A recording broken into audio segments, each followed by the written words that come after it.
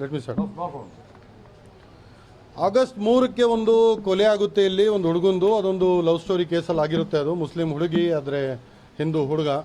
ಅದಕ್ಕೆ ಸೇರಿದಂತೆ ಅದೊಂದು ಕೊಲೆ ಆದ ನಂತರ 10ನೇ ಆಗಸ್ಟಿಗೆ ಬಸನಗೌಡ ಪಾಟೀಲ್ ಯತ್ನಾಳ್ನವರು ಸಾಂತ್ವನ ಹೇಳಕ್ಕೆ ಇಲ್ಲಿ ಬರ್ತಾರೆ.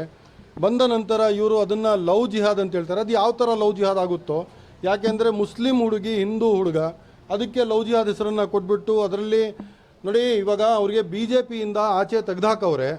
ಮಾಡೋಕ್ಕೇನು ಕೆಲಸ ಇಲ್ಲ, ಒಂಟಿ ಕಾಗೆ ಥರ ಎಲ್ಲಿಗೋದ್ರು ಅಲ್ಲಿ ಕರ್ ಅಂತ ಕೇಳ್ಕೊಂಡು ಸುಮ್ಮನೆ ಇದು ಮಾಡಿಕೊಂಡು ರಾಜ್ಯದ ಶಾಂತಿ ನೆಮ್ಮದಿಯನ್ನು ಹಾಳು ಮಾಡುವ ಕೆಲಸವನ್ನು ಮಾಡ್ತಿದ್ದಾರೆ. ಅವ್ರಿಗಷ್ಟೇ ಇದ್ದಿದೆಯಾ ಮೀಡಿಯಾದಲ್ಲೇ ಇರಬೇಕು, ಜನ ನನ್ನ ಬಗ್ಗೆ ಮಾತಾಡ್ತಿರ್ಬೇಕು, ರೆಲೆವೆನ್ಸ್ ಇರಬೇಕು. ಹಾಗಾಗಿದ್ದರೆ ಏನಾದ್ರು ಒಂದು ಒಳ್ಳೆ ಕೆಲಸ ಮಾಡಿ ಜನರಿಗೆ ತಮ್ಮ ಕ್ಷೇತ್ರದ ಯುವಕರಿಗೆ ಉದ್ಯೋಗ ಕೊಟ್ಟು ಇಷ್ಟು ಜನರಿಗೆ ಉದ್ಯೋಗ ಕೊಟ್ಟೆ, ಇಷ್ಟು ಮಹಿಳೆಯರ ಮದುವೆ ಮಾಡಿಸಿದೆ, ಇಷ್ಟು ಜನಕ್ಕೇನೋ ಒಳ್ಳೆಯದನ್ನು ಮಾಡಿದ್ದೀನಿ ಅಂತ ಆ ಥರ ರೆಲೆವೆನ್ಸಲ್ಲಿ ಮೀಡಿಯಾದಲ್ಲಿರಲಿ.